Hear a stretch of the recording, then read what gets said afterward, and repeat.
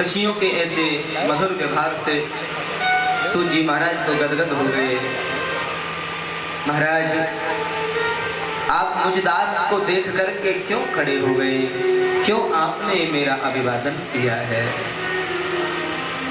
आखिर ऐसा सत्कार क्यों?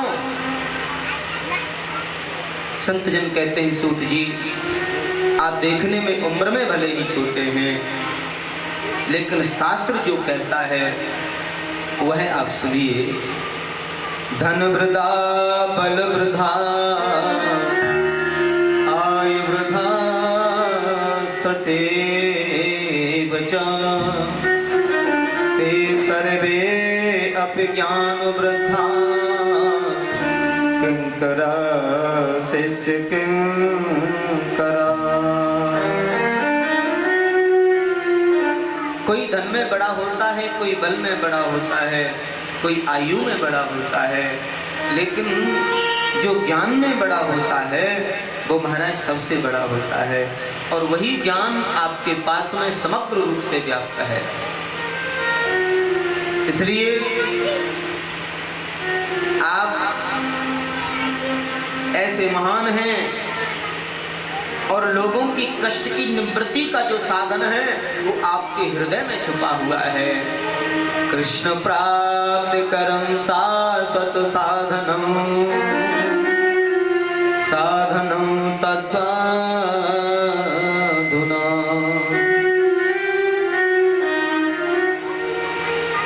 कृष्ण प्राप्ति का कोई सरल और सहज सा कोई साधन आप हमें बतला दीजिए। हम जानते हैं आपके पास में बड़े सरल और सहज मार्ग है, तो बड़ा सरल और सहज मार्ग पूछा है। मनो संत जन इशारा करना चाहते हैं कि भागवत रूपी अमृत का पान करना एक सरल और सहज मार्ग को पाना है, क्योंकि इसी मार्ग से जीव सहजता से भगवत तत्व को प्राप्त कर लेता है। काल व्याल मुख ग्रास त्रास निर्णयास हे तवे। अरे महात्मा जी, कलयुग रूपी सर्प ने विशाल मुख फाड़ा हुआ है और उसके ग्रास हम और आप सभी बने हुए हैं। कब किसकी मृत्यु हो जाए एक पल का भी भरोसा नहीं है। और ऐसे कलयुग रूपी समय में जीव न जाने क्या कर रहा है, बस चिंताओं में पड़ा रहता है, क्योंकि जीव चिंता ज्यादा करता है और चिंतन कम करता है। नहीं कश्यति क्षणमपि तिष्ठति जातु तिष्ठति कर्म प्रत कार्ये ग्रहावसे कर्मे गुणा स्वभावे विकैव्रता। और यही मानव की सबसे बड़ी भ्रांति है कि मानव चिंता ज्यादा करता है और चिंतन कम करता है। तो ये मानव की सबसे बड़ी भ्रांति है।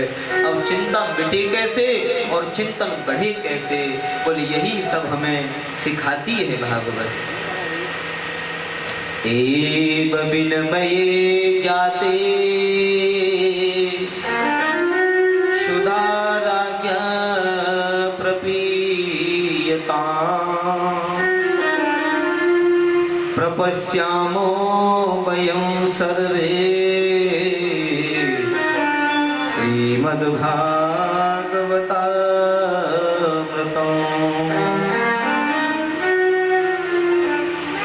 एव विनमये जाते सुधाराज्ञो प्रपीयताम्।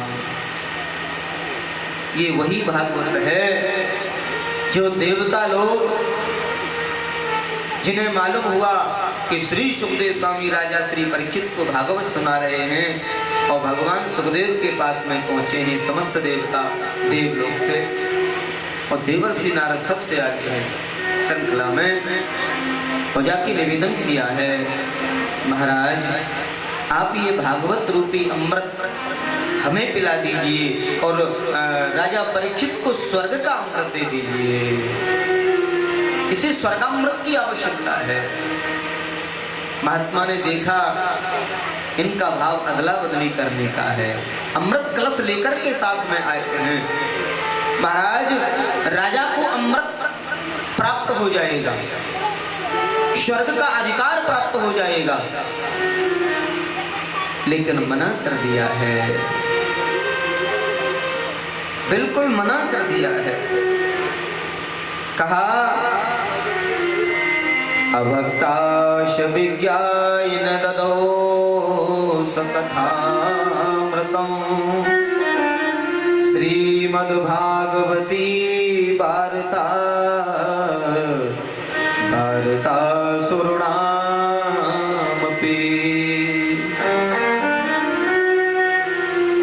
ऐसी दुर्लभ वार्ता और आप अदला बदली का भाव लिए हैं, ये कदापि हो नहीं सकता। क्यों? क्योंकि स्वर्ग का अमृत पान करने के बाद में जीव का आवागमन का कुचक्र मिटता नहीं है, बार बार उसको जन्म लेना पड़ता है और बार बार उसे मरना पड़ता है। पुनरपि जन्मो पुनरपि मरणो पुनरपि जननी जठरे शयनो पुनरपि जननी जठरे शयनो। और जब आवागमन का कुचक्र ही नहीं मिटेगा तो राजा परीक्षित को मुक्ति कैसे मिलेगी? इसलिए देवताओं को अभक्त समझा और मना कर दिया। अब देवता लोग तो बड़े रुष्ट हो गए हैं और रुष्ट होकर के और पिता ब्रह्मा जी से शिकायत की है। ब्रह्मा जी से जाकर के निवेदन किया और ब्रह्मा जी ने तुला ली है तराजू, उनको समझाने के लिए प्रयास किया है। एक पलड़े में समस्त साधनों को रखा है और एक में श्रीमद् भागवत को रख दिया है। तो जिस पलड़े में भागवत को विराजित किया वह पलड़ा झुका हुआ है, अब जिसमें वजन ज्यादा होगा वही झुकेगा। ब्रह्मा जी ने बिल्कुल आश्वस्त कर दिया। श्रीमद्भागवताक्षो अप्रत्यक्षः श्री कृष्ण एव हि। श्रीमद्भागवताक्षः अप्रत्यक्षः श्री कृष्ण एव हि। अरे देवताओं, भागवत तो साक्षात भगवान का अप्रत्यक्ष स्वरूप है जो श्रीमद् भागवत के रूप में विराजित है। ये आपकी बड़ी भूल है, ऐसा हो नहीं सकता, क्योंकि आपके मन में अदला बदली का भाव है और परीक्षित के मन में समर्पण का भाव है। तो ये स्पष्ट होता है कि देवता लोग भी लोभ के माध्यम से उसे प्राप्त नहीं कर पाए, तो ये साधारण पुस्तक तो हो नहीं सकती। जिसका मन आया वो पढ़ ले, जिसका मन आया वो इसका पाठ कर ले। ये तो परम वैष्णवों की संहिता है, परम वैष्णवों की कथा है। अब तो बड़े नियम इसमें बताए हैं, सप्ताह श्रवण की विधि क्या है और इसका श्रवण करने से जीवन धन्य हो जाता है। और जन जन में इसका प्रचार प्रसार करने के लिए देवर्षि नारद ने अपने पिता ब्रह्मा से इसका अध्ययन किया और प्रचार प्रसार प्रारंभ किया है। और सप्ताह श्रवण की विधि तो सनत कुमारों के माध्यम से प्राप्त की है। सनत कुमार ऐसे महान संत हैं जो एक जगह से दूसरी जगह जाते नहीं, और देवर्षि ऐसे महान संत हैं जो एक जगह कभी ठहरते नहीं। नारद का तो स्वभाव है एक जगह ठहरना सीखा ही नहीं, कभी उधर कभी इधर, बस प्रचार प्रसार में लगे रहते हैं। लेकिन विधि का संयोग हुआ है और दोनों का मिलन हुआ है। कहते हैं वक्ता और श्रोता दोनों ही अगर जिज्ञासु हो, वक्ता श्रोता ज्ञान निधि,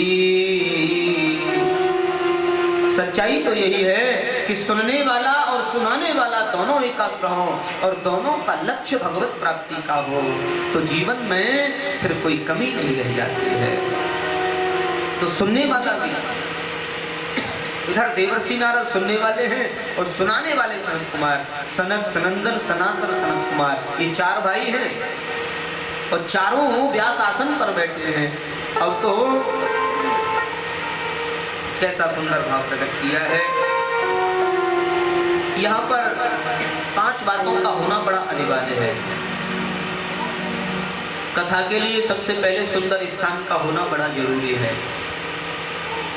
सुंदर सा स्थान हो भागवत कथा के लिए, जहां बाहर की आवाज वक्ता और श्रोता दोनों को कोई भी व्यवधान में न डाले, किसी भी विक्षेप में न डाले। तो कथा का आनंद मिलता है, क्योंकि मन की चंचलता जब तक समाप्त नहीं होगी तब तक आनंद की अनुभूति नहीं होगी।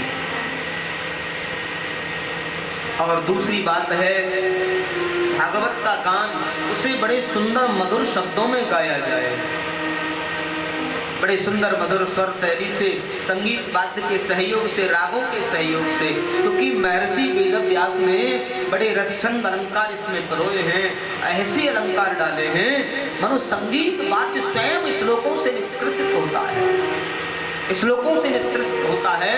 और अगर श्लोक अनुवाद भाव से किया जाता है तो बड़ा सुंदर स्वर लहरी का आनंद मिलता है। तीसरी बात है भागवत का ज्ञान, इसे ज्ञान पूर्वक सुना जाए।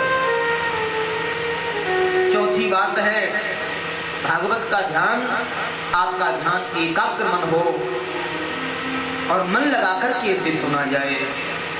पांचवी बात आई है भागवत में आपके जो कान हैं उनका कनेक्शन सीधा भगवान से जुड़ जाए, श्री हरि से जुड़ जाए, तो जीवन का अद्भुत आनंद मिलता है। कहते हैं नारद जी एक जगह बैठते नहीं, सनत कुमार एक जगह से दूसरी जगह जाते नहीं, तो ये कथा कैसे हुई। एक दिन देवर्षि नारद आ रहे थे बीड़ा बजाते हुए। कथम नंदीन प्रमुख क्वचित चिंतातुरो भवान त्वरितं गम्यते कुतश्चागमनो तव कुत्र कुतश्चागमनो तव। नारद जी क्या बात है, आप बड़े उदास लग रहे हैं। हमने तो सुना है कोई भी कितना भी रोता हो, कितना भी निराश हो गया हो, आज आप जैसा संत जिससे मिल जाए उसकी उदासी दूर हो जाती है, लेकिन आज तो आप ही उदास लग रहे हैं, तो फिर संसार की उदासी कैसे दूर होगी। देवर्षि नारद ने कहा क्या बताऊं महाराज, मैं भी बड़ा उदास हूं, कैसे कहूं आपसे अपने उदासी का कारण। मैं इस धराधाम को उत्तम समझ करके आया, लेकिन इस धराधाम पर तो सिवाय दुखों के, सिवाय कष्टों के मुझे कहीं दिखाई कुछ पड़ा नहीं है। जिससे मिलता हूँ वही कष्टों से पीड़ित है, और जिससे बात करता हूँ वह कष्ट देने को तैयार खड़ा है। अहम तो पृथ्वी यातो ज्ञात्वा सर्वोत्तममिति पुष्करं च प्रयागं काशी गोदावरी तथा। मैं तो इस संसार को भला समझ करके, संसार को परम सुखी समझ करके धराधाम पर आया, इस पृथ्वी पर आया श्रेष्ठ समझ करके। मैं सभी तीर्थों में गया, हरिक्षेत्र गया, कुरुक्षेत्र गया, क्षेत्रबंधु रामेश्वरम गया, जितने भी भारत भूमि के तीर्थ हैं सभी में मैंने एक भ्रमण किया, लेकिन मेरे मन को शांति नहीं मिली। क्यों? क्योंकि ये संसार तो दुखों का भरा हुआ है, कष्टों से भरा हुआ है, और इस संसार को देख करके मनो प्रतीत होता है ये जीवन ही दुखों से भरा हुआ है। ऐसे दुख रूपी संसार में मैं सुख की कामना लेकर के आया, मैं शांति की कामना लेकर के आया, लेकिन मुझे शांति नहीं मिली।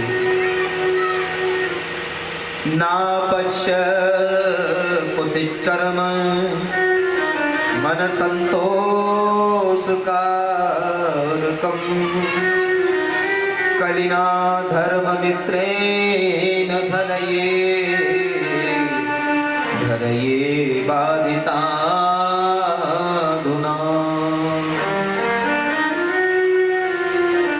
कलयुग ने लोगों की बुद्धि को कितना विकृत बना दिया है, कितना बिगाड़ दिया है। कोई सत्य संभाषण करता नहीं है, दिन प्रतिदिन झूठ का बोलबाला हो रहा है महाराज। दिन भर व्यक्ति झूठ बोलता है, गलती से अगर एक बार भी सच बोल देता है अपने आप को न जाने कितना बड़ा सत्यवादी समझने लगता है। झूठ भले ही दिल में 100 बार बोले, एक बार भी सच अगर बोल दिया तो उसे बार बार गिनाता है जीव। ऐसी दुष्प्रवृत्ति जीव की हो गई है, और ऐसी दुष्प्रवृत्ति में इस संसार में जब मैं आया, इस धराधाम पर जब मैं आया तो मुझे कहीं भी शांति नहीं मिली, और मैं शांति की खोज में आया हूँ। मैंने सोचा चलिए धराधाम पर शांति मिलेगी, लेकिन यहाँ पर मैं क्या देख रहा हूँ, संसार के लोगों से आसान किया करना, संसार के लोगों से आसान किया करना, जब कोई ना हो अपना सिया नाम जपा करना। संसार के लोगों से आसान किया करना, जब कोई ना हो अपना सिया नाम जपा करना। राधे श्याम जपा करना,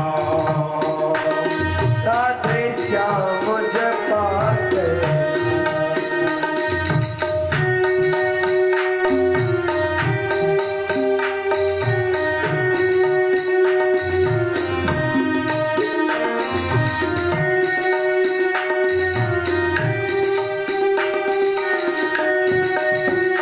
देखिए संसार के लोगों से कभी भी आशा नहीं करनी चाहिए, क्योंकि संसार ऐसा ही है,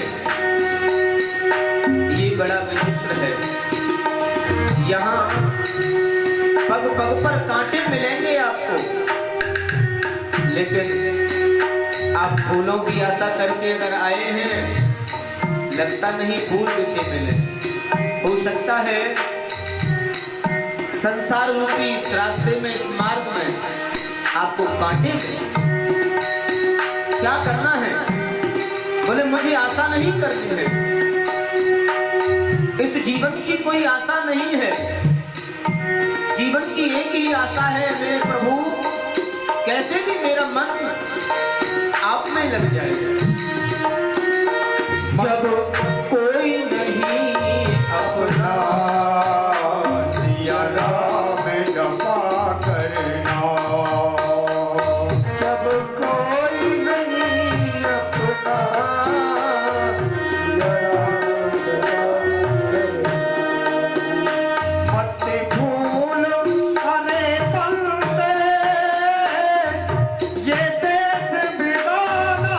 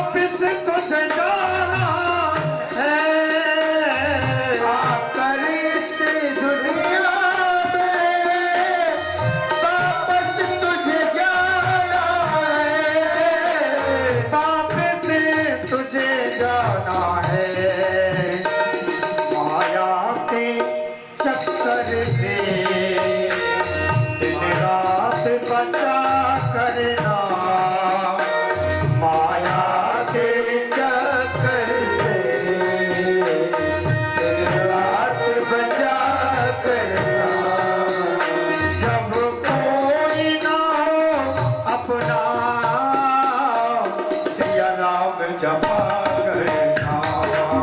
वो जब कोई न हो अपना, सिया राम जपा करना।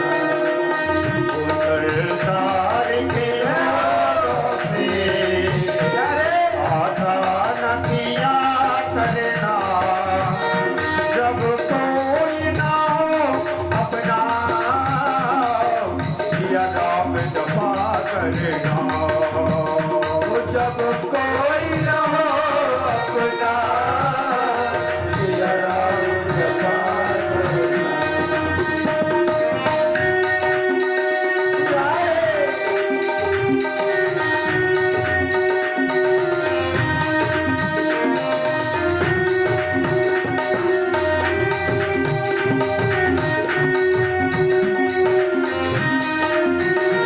मत भूल अरे बंदे, प्रभु तुझसे दूर नहीं। मत भूल अरे बंदे, प्रभु तुझसे दूर नहीं।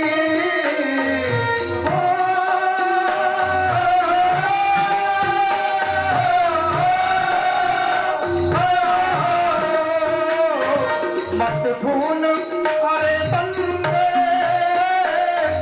प्रभु तुझसे दूर नहीं। मत भूल अरे बंदे, प्रभु तुझसे दूर नहीं। कोई कष्ट हो भक्तों पर, प्रभु को मंजूर नहीं। कोई कष्ट हो भक्तों पर, प्रभु को मंजूर नहीं। प्रभु को मंजूर नहीं। वो आप ही आते हैं, वो नाम जपा करना। वो आप ही आते हैं, वो नाम जपा